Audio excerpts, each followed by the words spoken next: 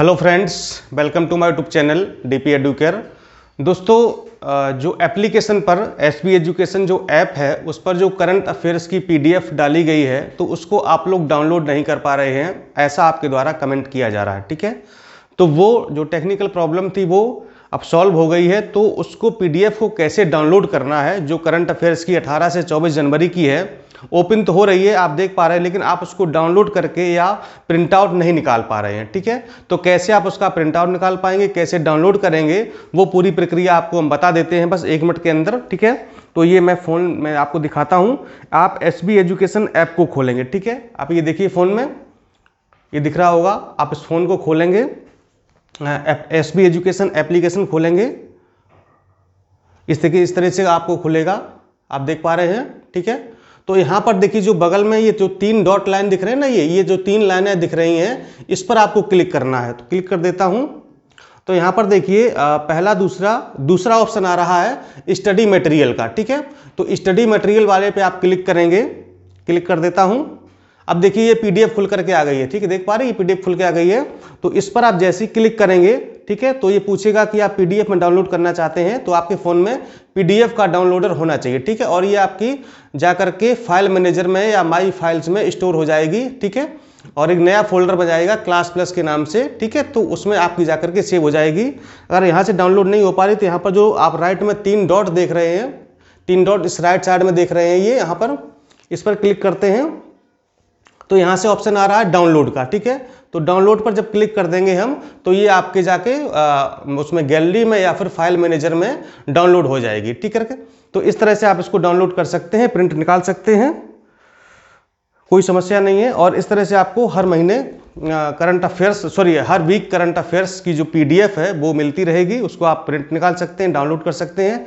साथ ही जो क्लास है करंट की वो भी आपको हम सैटरडे संडे में कंप्लीट करवाएंगे। ठीक है, बीच बीच में भी हम आपको करंट पढ़ाते रहेंगे, जो भी प्रमुख बातें हैं, क्योंकि जो हमारा उद्देश्य है वो एक तो 13 जून पीसीएस परीक्षा और 20 जून जीआईसी प्रवक्ता परीक्षा, और जो मेन मोटो हमारा है वो है 1 अगस्त को समीक्षा अधिकारी सहायक समीक्षा अधिकारी की प्रारंभिक परीक्षा। ठीक है, तो उसके लिए हम लोगों ने दिसंबर से करंट अफेयर्स शुरू कर दिया है। जल्दी ही आपको करंट अफेयर्स की सीरीज भी मिल जाएंगी। एप्लीकेशन पर 10 क्वेश्चन रोज करंट अफेयर्स के अपलोड किए जा रहे हैं, उनको आप हल करेंगे तो आपकी रोज की प्रैक्टिस बनी रहेगी कि आज के कौन से क्वेश्चन हैं और क्या करंट चल रहा है वर्तमान में। बाकी जो हफ्ते भर का करंट अफेयर्स है उसकी हम क्लास भी लेंगे, फ्री में आपको पीडीएफ भी उपलब्ध कराई जाएगी। आप ऐप पर जाकर के जैसे मैंने प्रक्रिया बताई है वैसे ही आप इसको डाउनलोड भी कर सकते हैं, प्रिंट निकाल सकते हैं। प्रिंट निकाल के इसको आप अपनी एक फाइल बना लीजिए, उसमें रखते जाइए और परीक्षा के टाइम पर इसको रिवाइज करना होगा। ठीक है, प्रिंट निकाल करके इसको 1-2 बार जरूर पढ़िएगा, उसको अंडरलाइन कर लीजिएगा, जो इंपॉर्टेंट है या तो उसको हाईलाइट करिए या फिर अंडरलाइन कर लीजिए। ठीक है, ताकि परीक्षा के टाइम पर रिवाइज करने में बहुत ज़्यादा समय आपका बर्बाद ना हो। ठीक है, चलिए, भारत की मिट्टियाँ हम लोग पढ़ रहे थे और हमने इंट्रोडक्शन दे दिया था कि भारत में कुल 8 प्रकार की मिट्टियाँ पाई जाती हैं और अंतर्राष्ट्रीय स्तर पर पूरे विश्व की मिट्टियों को 11 वर्गों में विभाजित किया गया। ठीक है, तो जो भारत की मिट्टियाँ हैं वो 8 प्रकार की यहाँ पर पाई जाती हैं। तो कौन कौन सी किस क्षेत्र में पाई जाती हैं, उनकी क्या खासियत है, ये आपको हम पढ़ाएंगे। ठीक है, तो 4 मिट्टियाँ इस वीडियो में और 4 मिट्टियाँ अगले वाले वीडियो में आपको हम कंप्लीट करा देंगे। ठीक है, तो सबसे पहले पढ़ते हैं जलोढ़ मृदा को। जलोढ़ मृदा या जलोढ़ मिट्टी, इंग्लिश में कहते हैं एलुवियल सॉइल, एलुवियल सॉइल। ठीक है, इसका कुछ दूसरा भी नाम है, इसको कॉप मिट्टी या कछारी मिट्टी भी कहा जाता है। ठीक, कॉप मृदा या कछारी मृदा भी इसको कहा जाता है। और ये जो मिट्टी है ये भारत के सर्वाधिक क्षेत्रफल पर विस्तृत है। ठीक है, यानी कि भारत के कुल 43% क्षेत्रफल पर इसी मिट्टी का विस्तार है, बाकी में सारी मिट्टियां आ जाती हैं। तो ये मिट्टी भारत में सबसे ज्यादा क्षेत्रफल पर पाई जाती है, लगभग 15 लाख वर्ग किलोमीटर क्षेत्रफल पर ये मिट्टी पाई जाती है। हम भारत की बात कर रहे हैं। ठीक है, हम चूंकि भारत की मिट्टियां पढ़ रहे हैं तो भारत में जो पूरा क्षेत्रफल है उसके करीब 43% पर ये मिट्टी पाई जाती है, लगभग 15 लाख वर्ग किलोमीटर क्षेत्रफल पर। ठीक है, और इसमें पोटेशियम और चूना प्रचुर मात्रा में पाया जाता है। ठीक है, पोटेशियम और चूना प्रचुर मात्रा में पाया जाता है। और ये जो मिट्टी है, जलोढ़ मृदा है, ये भारत में मूलतः 2 क्षेत्रों में पाई जाती है। हालांकि कई जगह पाई जाती है, लेकिन प्रमुख रूप से 2 क्षेत्रों में यह पाई जाती है।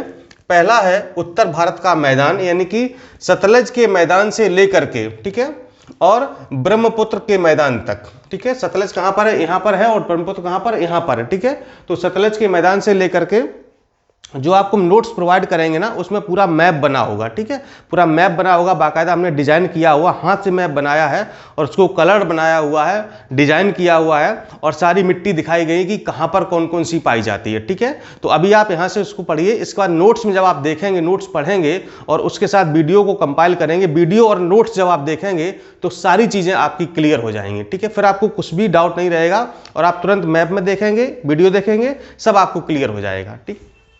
तो ये सतलज के मैदान से लेकर के ब्रह्मपुत्र के मैदान तक पाई जाती है, और दूसरी पाई जाती है तटीय क्षेत्रों में, ठीक, जैसे कि महानदी, गोदावरी, कृष्णा, कावेरी नदियों के जो डेल्टा वाले क्षेत्र है, यानी कि पूर्वी तट पे, हम पूर्वी तट की बात कर रहे हैं, जो इन नदियों के जो डेल्टा वाले क्षेत्र हैं, यानी कि डेल्टा मतलब जहां पर ये नदियां जाके बंगाल की खाड़ी में या समुद्र में मिल जाती हैं, वहां पर ये डेल्टा का निर्माण करती हैं, तो उन क्षेत्रों में भी ये मिट्टी पाई जाती है, ठीक। कौन सी? जलोढ़ मिट्टी। और ये केरल व गुजरात में भी पाई जाती है, यानी कि अगर पश्चिमी तट की बात करें तो ये केरल और गुजरात में भी पाई जाती है। पूर्वी तट की बात करें तो महानदी, गोदावरी, कृष्णा, कावेरी नदियों के डेल्टा वाले क्षेत्रों में ये मिट्टी पाई जाती है। जलोढ़ मिट्टी दो प्रकार की होती है, खादर और बांगर, ठीक है। खादर और बांगर को पहले समझ लीजिए कि होता क्या है ये। तो नदी के आसपास बाढ़ क्षेत्र की मिट्टी, जिसे नया जलोढ़ कहा जाता है, कहने का मतलब ये है, ठीक है। जैसे मान लो ये नदी है, ठीक है, ये नदी बह रही है, ये पानी बह रहा है, ठीक है। अब क्या होता है, जब बरसात में इस नदी में बाढ़ आती है, ठीक है, तो ये अपना क्षेत्र कहां तक, यहां तक कवर कर लेती है, यहां तक कवर कर लेती है इस तरीके से, ठीक है, यहां भी पानी भर जाता है, ठीक है। तो जब पानी भरता है तो पानी के साथ बहुत सारी गाद आती है, मिट्टी आती है, बालू आती है, खरपतवार आता है, बहुत सारी चीजें आती हैं। तो क्या होता है, यहाँ की जो पुरानी मिट्टी है ये बह जाती है और नई मिट्टी यहाँ पर इस तरह से जमा हो जाती है, ठीक है, जो कि काफी उपजाऊ होती है। जैसे आपने देखा होगा कि जो गंगा के किनारे जब बाढ़ आती ना, तो बहुत सारा रेत इकट्ठा, मिट्टी इकट्ठी हो जाती है। फिर उसी मिट्टी में क्या होता है, जो गांव उधर गंगा के किनारे रहने वाले लोग हैं, खेती करते हैं, कहीं गेहूं की खेती, कहीं तरबूज की, खरबूजा, ककड़ी, ये फलों सब्जियों की खेती करते हैं, ठीक है। तो वो मिट्टी इतनी उपजाऊ हो जाती है कि उसमें और अतिरिक्त उर्वरक या कुछ भी डालने की आवश्यकता नहीं होती। क्यों? क्योंकि वो नया जलोढ़ है, ठीक है। कैसा है? नया जलोढ़। और ये हर साल होता है, ठीक है, ये काम हर साल होता है। यानी कि जो नदी है वो बाढ़ के साथ बहुत सारी मिट्टी बहा के लाती है और पुरानी मिट्टी वहां चली जाती है, नई मिट्टी उसके ऊपर जम जाती है, बैठ जाती है, अपनी परत बना लेती है, जिसे नया जलोढ़ कहा जाता है। और ये खादर मिट्टी काफी उपजाऊ होती है फसलों के लिए, इसलिए गंगा किनारे लोग, जो गंगा का जो किनारे वाला क्षेत्र है, वहां पर अच्छी खासी खेती हो जाती है। इसी को कहा जाता है नया जलोढ़। नया क्यों? क्योंकि ये हर साल नया रूप लेता है, हर साल बाढ़ आती है और हर साल पुराना जलोढ़ बह जाता है और नया जलोढ़ इकट्ठा हो जाता है, नई मिट्टी इकट्ठी हो जाती है, नई परत बन जाती है, ठीक है। तो ये नदी के आसपास बाढ़ क्षेत्र की मिट्टी, यानी कि जहां जहां जिन क्षेत्रों में बाढ़ आती है ना, वहां पर ये नया जलोढ़ आपको देखने को मिलेगा, ठीक है। दूसरी है बांगर, ठीक है। बांगर से मतलब ये है कि नदी के दूर वाले क्षेत्रों की मिट्टी, जिसे पुराना जलोढ़ कहा जाता है, ठीक है। कहने का मतलब ये है कि जहां पर मान लो इन क्षेत्रों में यहां तक तो बाढ़ का पानी पहुंच गया, यहां तक, ठीक है, लेकिन यहां पर बाढ़ का पानी नहीं पहुंचा, यहां पर बाढ़ का पानी नहीं पहुंचा, ठीक है। तो क्या हुआ, यहां की मिट्टी जैसी थी वैसी बनी रही, उपजाऊ नहीं हुई, इसके ऊपर एक नई परत नहीं जमी, ठीक है। तो ये कैसी हो गई? बांगर हो गई, मतलब कि बहुत ज्यादा उपजाऊ नहीं रही, और इसे कहा जाता पुराना जलोढ़, ठीक है। यानी कि जो बाढ़ क्षेत्र वाली मिट्टी है उसे नया जलोढ़, और जहां पर बाढ़ का पानी नहीं पहुंचता है, जिन क्षेत्रों में नदियों के किनारे या जिन क्षेत्रों में बाढ़ का पानी नहीं पहुंच पाता है, उसे पुराना जलोढ़ कहा जाता है। और ये कम उपजाऊ होती है, जबकि नया जलोढ़ अर्थात खादर मिट्टी ज्यादा उपजाऊ मानी जाती है। अगर हम इस पुराने जलोढ़ की या इस क्षेत्र की जो बांगर वाला क्षेत्र है, इसकी हम खुदाई करें तो यहाँ पर कैल्शियम कार्बोनेट की ग्रंथियां मिलती हैं, जिसे हम कहते हैं हिंदी में कंकड़, ठीक है, कंकड़। अगर नदी के दूर वाले क्षेत्र को, जहां पर बाढ़ का पानी नहीं पहुंचता है, उस क्षेत्र में अगर खुदाई की जाए तो कंकड़ मिलते हैं। कंकड़ क्या होती है? कैल्शियम कार्बोनेट होता है, उसकी ग्रंथियां मतलब मिट्टी में जम के इकट्ठी हो जाती हैं। क्यों? क्योंकि वहां हर साल पानी पहुंचता नहीं है, तो मिट्टी एकदम से काफी टाइट हो जाती है, मजबूत हो जाती है, तो वो कंकड़ का रूप ले लेती है ना। बचपन में आपने कंकड़ खूब इकट्ठे किए होंगे, उससे खेल भी खेलते हैं, तो वो सब किया होगा आपने। तो वही क्या होती है, जो कंकड़ होता है वो कैल्शियम कार्बोनेट की ग्रंथियां हो जाती हैं, जो कि जमीन के नीचे खोदने पर वो मिलती हैं। ठीक है, तो ये इसकी विशेषता है आपकी जलोढ़ मिट्टी की, किन क्षेत्रों में पाई जाती है, किन नामों से जानी जाती है और कितने प्रकार की होती है, खादर और बांगर। ठीक है, दूसरी है काली मृदा, ब्लैक सॉइल।